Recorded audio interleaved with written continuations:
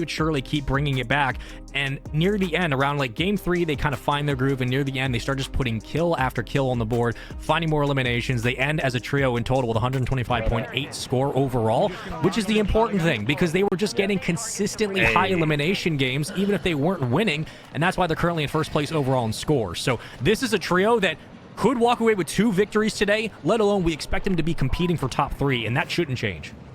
This is the first time that me and Aydan have ever matched in clothes, man. I like it. He's always looking fresh. He's repping the Lions. You love to see that. Maybe not use space, right? Oh, but God. hey, That was not the right I'm sure sound. we'll be seeing your Letterman on some other players today. But Aydan, and it goes right in with the New York subliners too. So it really does fit the brand for Aydan. But this is great. We get to see his start. We know they're an aggressive roster. We know they can do a lot, but they are landing on the edge. So this might be a theme for this trio today, Space, where they land on the edge and work their way in and play it a little bit safer. Well, you also don't want to overthink this situation if you are this trio, right? Because it is their early game that usually gets them the victories, how aggressive they can be, how quickly they take teams out, and they stack that multiplier. But it comes down to, again, like we talked about in the pre-show, tempering your expectations in the mid-game, tempering your play style, knowing when to rotate as a team, knowing when to take certain gunfights, and when to pull back and say, you know what, we don't have to put every resource we have at this. We can kind of play the mid game and really rotate out on teams and play that third man. If that's the case, they should be successful today. But already over to Smixy and company, who had a very strong showing last week. Maybe not the best one they wanted, but you already see one teammate down. Smixy trying to work through the backlines to clean up any potential intruders falling into the play. But interesting start for this trio. Yeah, not bad. I mean, you know, they do lose a player. I'm curious if they picked up an elimination from that. I don't see any top right. So one thing that Smixy and their crew was running into, Space, last week was they were getting into these fights that were extended for quite a long time, and they always had a great game plan, but it seemed to fall apart in the last seconds. And Smixy, she's a great player in her own right. She wouldn't be in the global finals if she wasn't an incredible player, right? And especially playing with the tracked and flank. Like, she's very familiar with these guys. I mean, they're a trio after all. Yeah. But one thing that I liked about her is her ability to, you know, kind of operate off of respawn as like the human UAV. We see that from time to time. You know, you get eliminated, you get respawn. Now all of a sudden you're floating down and you're constantly pinging players on the map. She was doing an incredible job doing that, and then allowing a track and flank then to push the players that she was pinging. But I think the big thing today is I want to see this trio get into a fight, effectively close that fight easily and very clearly, and then move forward to a bit of a safer position. But that little scuffle in the beginning seems to be over. They're all right for the time being. Yeah, they are, and maybe they do elect to pull back on the elimination counts and just play for placements, try to keep up some consistency today. That might help them for sure. Speaking of, this is a trio and Super Evident Company, Z Colors as well, that we saw a lot of in week 1. We saw a lot last show where they were constantly in these really dicey situations, able to find a kill or two, but often caught rotating out of the play and getting stuck in no man's land, essentially. For a trio that is so good individually, we were expecting a better result as Evan tried his best to find that second player, unable to do so, but I expect this trio to have a better performance in week 2.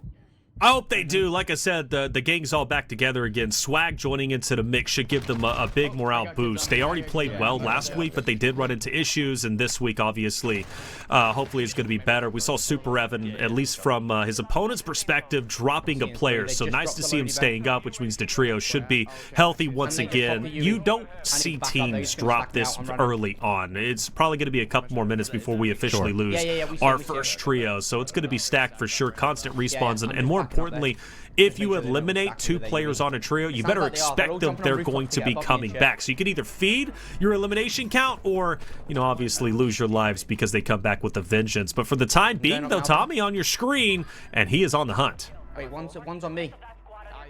One of the best comms you're going to hear in the entirety of Warzone. Tommy always usually the first one speaking up and kind of orchestrating the play for his trio. We saw it last week where he was giving Allman the communication on where to be, letting noobs roam, and when this triangle push starts to happen for this trio, they love the high ground. They love getting Tommy in a position to push, getting Allman in a position where his AR can sing at range, and then you got noobs on the cleanup on the opposite side. It's so good all together. Here comes the push, the pinch, taking gunfights together, stacking his teammates, so important.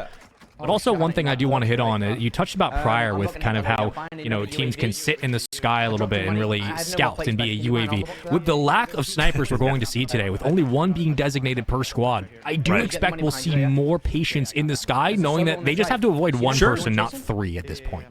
Yeah, that's a great point. You know, you're not getting sniped, and more importantly, not only one sniper per team, but also the Signal 50 not being there. Signal 50 is rapid fire, so you could, not essentially rapid fire, but you could tap it a lot more right than your traditional bolt action sniper rifle. So it allows you to be able to fire at these opponents in the air and effectively mow them down very quickly. With that gone, you're right. I think we will have more players floating in the air, whether they're doing that to be the human UAV pinging players, or they're doing that to essentially try and stay up as long as they possibly can, maybe to better their, multiplier. Sure. So that's a great point space. It all comes down to, again, just putting pen to paper and proof of concept for a lot of these different ideas early on. We got a lot of games to get through today. As Empathy will continue to ping out, at least, I think, either finding a trio or a player. Nonetheless, information is around. Zone to the back, and we'll have a mortar strike they'll have to worry about, but it won't connect for much. There's kids all over it. You can hear Empathy just talking through this process at this point, right? Like, we know where at least a squad might be, potentially more. We don't want to take a fight we're not ready for if we can't stack it. You got 3 eliminations to his name, 1 currently on your screen for Sage. Trying to make it 2. We'll do so, thanks to the help from the teammates, and that's all you need. Oh, but a lot of damage from the back. Forced to dive, get some cover, spots a player. You mentioned this player's, kind of hovering down without the sniper. Well, these guys can still mow you out of the air if you hover a little bit too long, and it doesn't matter what they have. But this rooftop position from Sage is proving to be pretty fruitful, I would have to say. Despite taking damage, it allows you just, especially from those low ground players, just go ahead and get below that cover, and you're going to be just fine. Played up, you're good to go. And he's relatively healthy on 6. A player does challenge from the other side. Sage gets him. Well done from him. Quick reactions, and that's going to at least stack up yet another elimination from him. Good stuff. The zone's moving in on them, though, Space. They've got to move forward, and we know how risky that could be. Yeah, and he just took down Smixy, so that's a pretty big pickup as well. Whether or not it's the tip of the spear for that offense doesn't really matter. You at least get an elimination on the board, 3 to the name. But the important thing here, at least just standing out, is that it feels like the rooftop gunfights have not been as chaotic as we saw last event. Well, granted, it's only game 1. It seems that more players are electing for the ground pushes around as the UAV gets called in. And as we switch back over to noobs, I mean, it doesn't feel like we're getting a lot of those congested team fights that we used to see. Granted, at range, the ARs have been a little bit more consistent, but I do wonder if that will change as today continues. So far, it's just been pretty weathered from all squads. I'm just finessing. Noobs on your screen. Love watching him compete. He smiles from time to time, but for the most part, he's always locked in, and he's just such a true competitor, and you have to be. I mean, you're Tommy, Almond, and Noobs, one of the trios that is quite legendary when it comes to Warzone. Saw them getting into some scuffles a little bit early on, and one of the teams they were hunting was Chrissy, and Chrissy, another female player, just narrowly missing out on qualifying during the last chance qualifier last week. She was one that used the Signal 50, obviously not usable today, but she was using it, first time using it too. I had a chance to interview her. She's like, yeah, first time using Signal 50, I'm dropping 12 eliminations per game. Absolutely insane, and Chrissy's a great person. She, from Australia, she moved, I want to say about 6 months ago or something around there, over towards Canada so she can compete in Warzone more effectively, because, the ping difference, right, from Australia to this, it's wild, and I don't even know how people do it. Some people can, like Mindfree back in the day or even today, but it was nice to see Chrissy there. I think she did get eliminated, but regardless, though, she's going to be a fierce competitor today. We saw her in the end game, I believe game 5 last week, where she was one of the last teams remaining, or at least one of the last members of her squad remaining. Took an interesting gunfight towards the water side, but eventually did fall. With that, though, back over to Breadman and company. This trio, specifically Breadman, who helped lead the charge for a Game 4 victory and a Game 6 victory. Again, 25 elims in Game 6, 18 in Game 4. Really pulled up and showed out in the final stretch of our last event. He definitely did, and he did all that playing with the sub. Now mind you, that sub was Blast, and Blast is awesome. As he goes for the snipes, player drops, he'll be just fine as he pulls the parachute as he gets closer to the grab. But you're right, Breadman was just on fire last week, and I think he's going to be even better today, and I don't say that generically. No, I mean, like, Joewo's here, his team captain, so now the trio is all together, and we kind of set up that storyline. They got something to prove. They want to get better than 3rd place today. If they can get first, secure 10,000, that'll be a good payday. And they got quietly on a roll, right? And it's just going to roll into this day as well. Whether or not it's been a week off doesn't matter. Your captain's back. The chemistry is certainly flowing, and that snipe is disgusting as Breadman will put another one in the dirt. 3 in a row for him. And you can hear just how patient they are on the rooftops, right? Always staying on the move. You don't want to get picked, but with so many numbers in the sky, the one person you want on this squad to have the sniper is Breadman. He's got every target available. Another one there. Does he fire his shot? He waits for the water. And, man, that's such a... We actually saw that very location so many times yesterday. Players in the water rotating through, and that's going to be a common thing on this map. There's just so many waterways.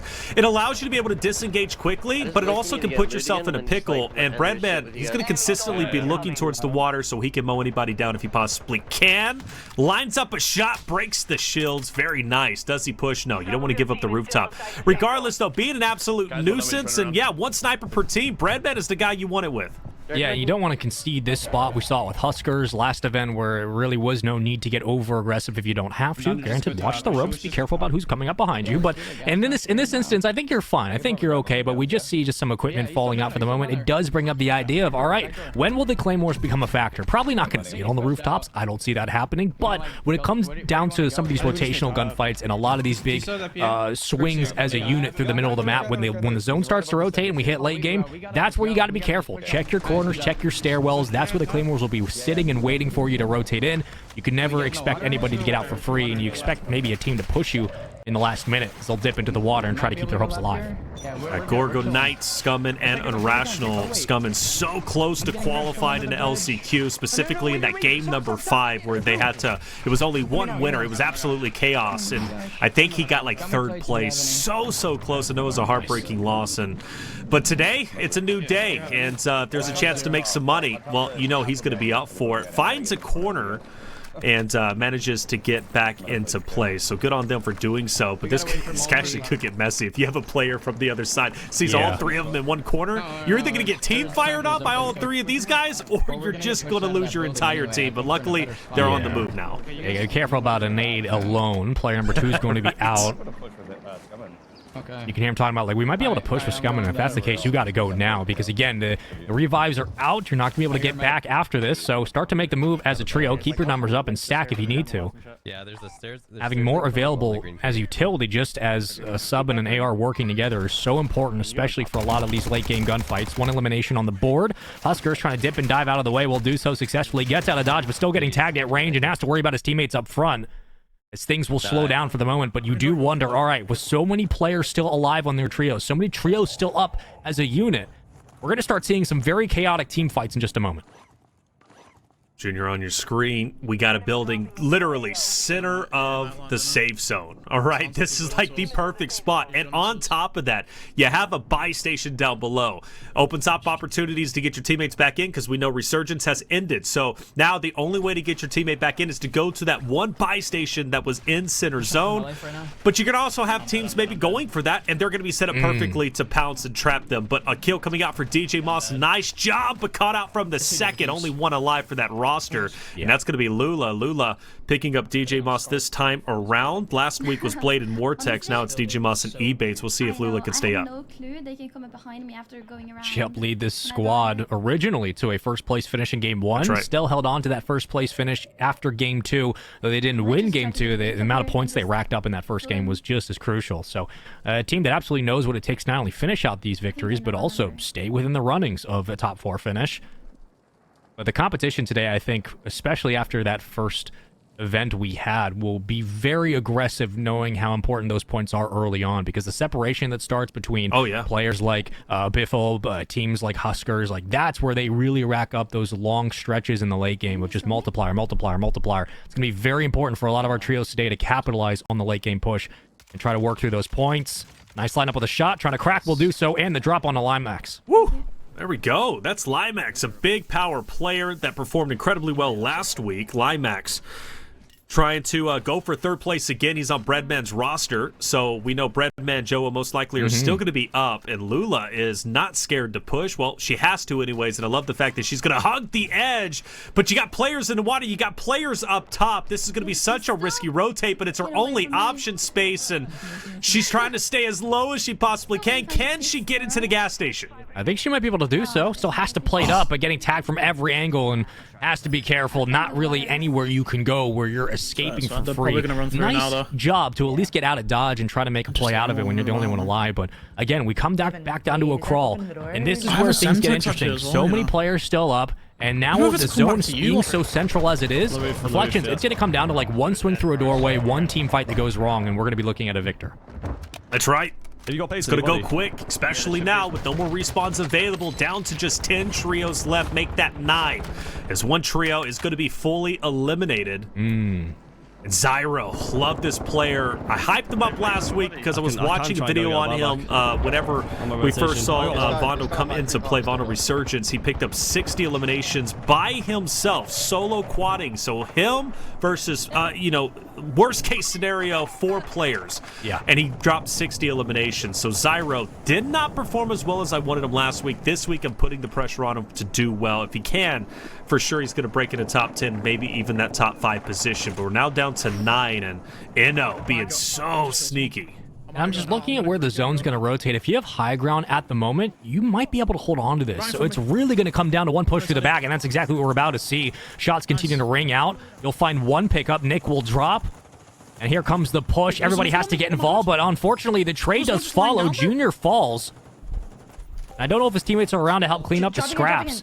Ken's Rosie gets great comms out of that one. Able to find one. 2 elims to her name.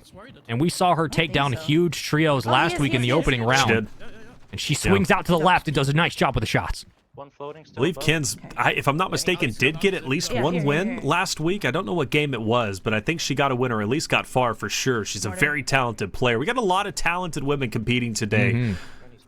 I can't wait to see how far they're going to be able to make it. Perfect spot, though, for Ken's. Oh, is one going to come up? No way, right? But she's taking a ton of damage. She's got to get out of the way. Maybe a revive. Will it be possible? Risking the life to try and get her back into play. Won't work out. They'll get 4th, but 4th isn't too bad for game 1. No, 4th is not bad at all. That's a huge play. The mortar strike zones him into kind of the elevator stairs. That's sentence. And then you just essentially start nading the hell out of it, and it works out to a flush. So great push, great patience, and here you go. You don't have to worry about snipers looking at you every single angle. You can scout, use yourself as UAV, start marking out those players rotating into the gunfight, and now you make your push. And here we go. On to 1. Great positioning up top, able to connect with the shots. Louis for 2, make it 2, and we'll get plates and ammo to work with. All right, Louis, what can you do? We saw him. That's his perspective, actually, taking down Kins & Co. just a little bit earlier. So now we get to see what the top 3 is going to look like. Louis by himself, playing with Zyro King AJ. Again, Zyro, a talented player. With Louis CM, if he can win this game 1, anything is going to be possible. If I'm him, I'm staying on this roof, I'm getting cover, and I am beaming this player out of the air. Yeah. Well, also the important thing, you only have 41 bullets, so you're going to have to wait to take your shot. And here we go. There's the call. Down to half in the clip. Make it a 3rd, but we'll switch back to the Lockman. Don't hate it. And now you're just going to... I think you could just play heal off here, right? Like, yeah, you don't have a lot of ammo, but you're also going to have to worry about zones sliding down the rooftop. That's going to be a tough thing to do. The only thing is, though, if he is going to go for the hill off, there's his last plate. Yeah. So he doesn't have a lot of... on the rooftop. So a bold play. A bold play gets the drop. I think he gets the elim from that. A 28 elimination game coming out from Tommy, Almond, and Noobs. Heck of a job. Much better than last week. Last week, they were still phenomenal. Like, make no mistake about it. But that is the biggest game, as far as I think. I want to say 25 eliminations. 25 was the last we saw that twice yesterday. 28 today. We're getting closer to the 30 mark we wanted to see. I mean, you had 25 from Raiden Aided, 25 from Biffle, 25 from Breadman. We had a bunch of trios stacking up for that single count. And a TBE just come through and blow the doors off in game 1. 28 elims overall. We were wondering when this specific trio was going to make their push to start to make their mark in this tournament. They